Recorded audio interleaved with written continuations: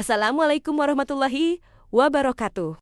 Di sini saya akan menceritakan kisah tentang Salabah bin Hatib Al-Ansari, salah seorang sahabat Rasulullah yang sangat pelit membayar zakat, sehingga zakatnya ditolak Allah. Baiklah, langsung saja kita mulai ceritanya. Pada masa Rasulullah SAW, hiduplah seorang sahabat bernama Salabah bin Hatib Al-Ansari. Ia dikenal sebagai orang yang rajin beribadah. Tak pernah ia tinggalkan sholat berjamaah di masjid. Lisannya selalu basah dengan dizikir, dan setiap orang mengenalnya sebagai seorang yang taat kepada Allah. Namun, Salabah merasa hidupnya sempit. Ia hanya memiliki sedikit harta, dan keinginannya untuk menjadi kaya begitu membuncah di dalam dada. Suatu hari, ia datang menghadap Rasulullah dengan penuh harap.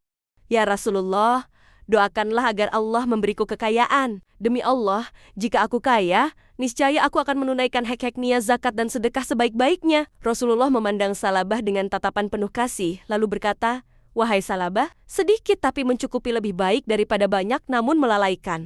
Namun, Salabah terus memohon. Hingga akhirnya Rasulullah mendoakan keberkahan untuk hartanya. Seiring waktu, kambing-kambing Salabah berkembang biak dengan cepat, memenuhi lembah-lembah Madinah.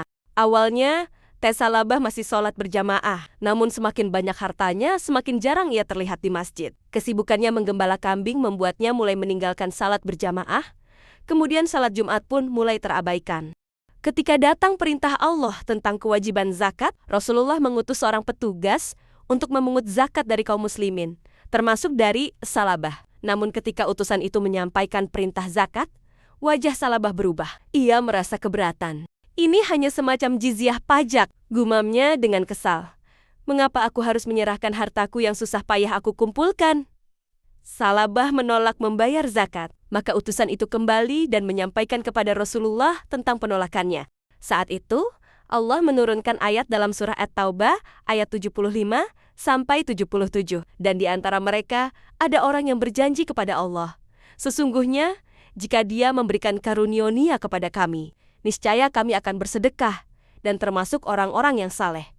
Namun ketika Allah memberikan karunia kepada mereka, mereka menjadi kikir dan berpaling. Maka Allah menanamkan kemunafikan dalam hati mereka, sampai pada hari mereka menemuinya. Ketika ayat ini turun, Salabah baru sadar akan kesalahannya. Ia datang tergopoh-gopoh menemui Rasulullah, membawa hartanya, seraya berkata, "Wahai Rasulullah, ambillah zakat dariku. Aku menyesal." Namun Rasulullah menolaknya. "Sesungguhnya Allah telah melarang aku untuk mengambil zakatmu." Salabah pun menangis. Ia memohon, ia bersujud, tetapi Rasulullah tetap menolaknya. Dan setelah Rasulullah wafat, ia kembali menghadap Abu Bakar, lalu kepada Umar, dan kemudian kepada Utsman. Namun para khalifah itu tetap menolak mengambil zakat darinya, karena mereka mengikuti keputusan Rasulullah.